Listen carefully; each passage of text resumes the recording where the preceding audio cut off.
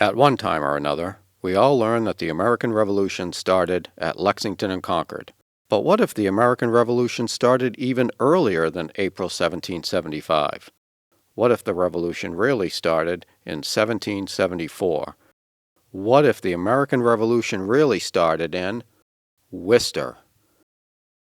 The Worcester Revolt of September 6, 1774 effectively closed the Worcester County Courthouse to British judges. A gathering of more than 4,600 militiamen from all over Worcester County faced down British-appointed judges and sent them packing. And it was all done without firing a shot.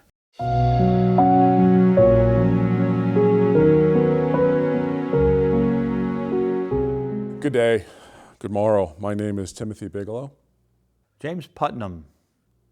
I am a blacksmith in the Shire town of Worcester. As a lawyer in the town of Worcester, I actually had the occasion to instruct John Adams in the law when he attended my practice in the 1750s. I was somewhat involved in some of the incidents that led to that rebellion. Things, quite frankly, were going very well. The British Empire had just beaten the French Empire in the 7 Years' War, or known also as the French and Indian War. But then these rebels really destroyed everything. The king and Parliament sought just to collect some of the expense of the previous war by passing the Stamp Act, which, as you know, brought howls of protest from the colonists, especially the radicals. There was a furor over the Stamp Act in my younger days, but it didn't affect me much as a blacksmith. People were threatened with tar and feathering. Parliament and the king soon recanted that act. However, they still needed to raise revenue. So they passed further acts imposing duties on some of the items which really were considered luxuries in the colonies. Even then, these agitators continued to protest and stir the people up. It seemed as though the infection began in Boston. However, it soon spread to the outer reaches of the colony. In March of 1773, they asked me to serve on a committee to craft a reply to the Boston pamphlet. It was time to take a stand and oppose the payment of the judges' salaries by the Crown. The men in Berkshire County closed the courts in Pittsfield, and then subsequently these militia closed the court in Worcester. So I believe that that was the beginning of this so-called War of Independence. Initially, I know people tended to mind their own business. However, certain acts began to cause the common folk agitation. The biggest problem, I think, because we weren't bothered by the troops. The troops were stationed in Boston, and as you know, there was that so-called Boston Massacre, where a bunch of rowdies sort of goaded the troops into firing on them. Quite frankly, I believe they got what they deserved. But that sort of tumult did not spread to Worcester until later. And the principal problem was Parliament passed an act that would allow for the king to appoint judges and to pay for judges. And that caused a lot of consternation amongst the common folk. I know that Timothy Bigelow was one of the so-called patriots, and he and a number of other men of Worcester formed a group called the American Political Society. And they would meet in the taverns in Worcester and essentially plot how to overturn the government's acts. I tried to moderate them as a group of protesters. The town meetings would pass these acts to embargo any of the goods that were subject to the duty and to also resist the appointment of judges by the king. I felt that that was against our oath and our duty to our dread sovereign, King George III. And I and 51 other men of Worcester signed a protest of the town meeting's vote to attack these laws. However, we were subjected to much abuse over that. If the Crown not only appointed judges, but paid them, what justice could us common folk expect? However, the thing that really caused the greatest problem was, of course, after the Boston Tea Party, Parliament and the king were outraged, and they passed the Boston Port Act, which closed the port of Boston. But they also passed the Act for the better regulation of the government of Massachusetts Bay Colony. The last straw was the act for better regulating the government of Massachusetts Bay Colony. They didn't mean to regulate us, but subjugate us. The act essentially abolished town meeting, our right to govern our own affairs, which we have been doing since 1621 with the adoption of the Mayflower Compact. This law essentially terminated the town meetings of towns, except for an annual town meeting, and subject to articles being on the warrant for the town meeting being approved by the governor. And all other town meetings were prohibited. Well, these rebels were wily folks, and they found a way to get around it by hook or by crook. And one of the ways they did it was forming committees of correspondence. They weren't convening town meetings, but they were convening meetings that were attended by all the townspeople.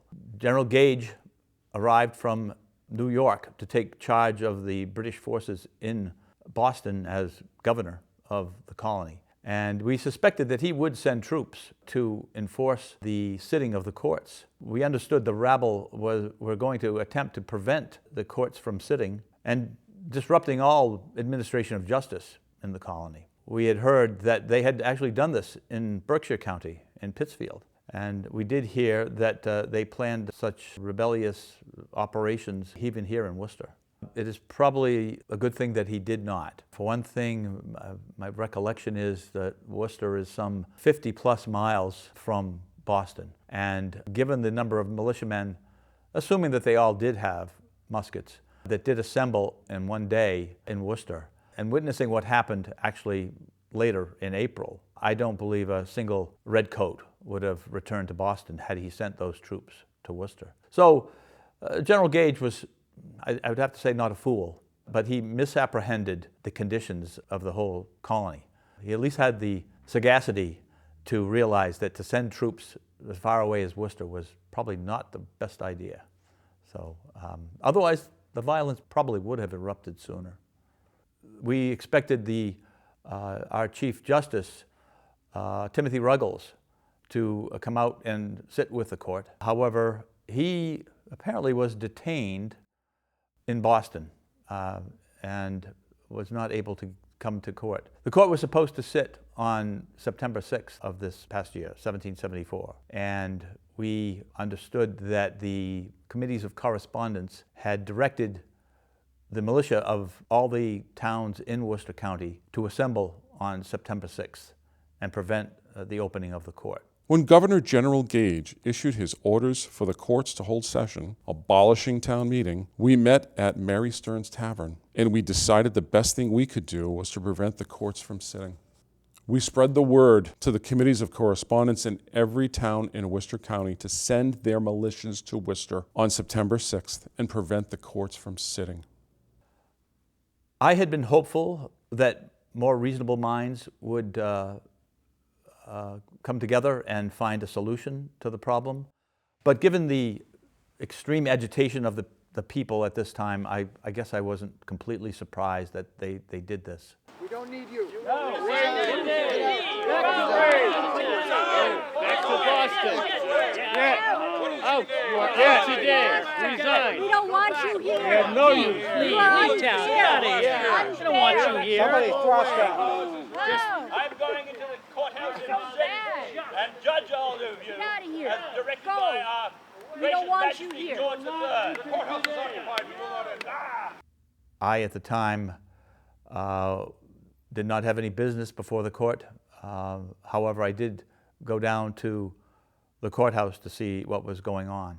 I saw that the judges came to enter the courtroom, and they were barred by the insurrectionists, I would say, and they were not allowed to open the court. Get away! Get away! Get away! Not today. Not to Boston today. Resign. Resign today.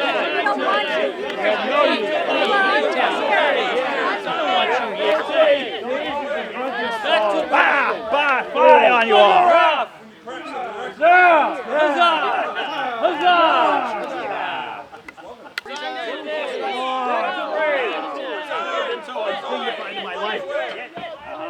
This is terrible.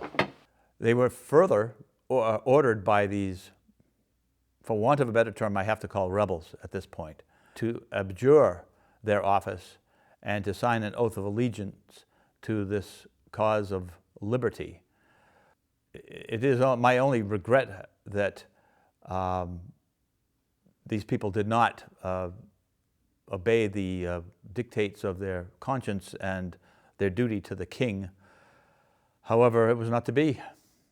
Although, I have to say, to their credit, it was a peaceable event, not like the later battles of Lexington and Concord, as the militia had been instructed not to bring their firelocks with them. They only armed themselves with staves and parts of fences.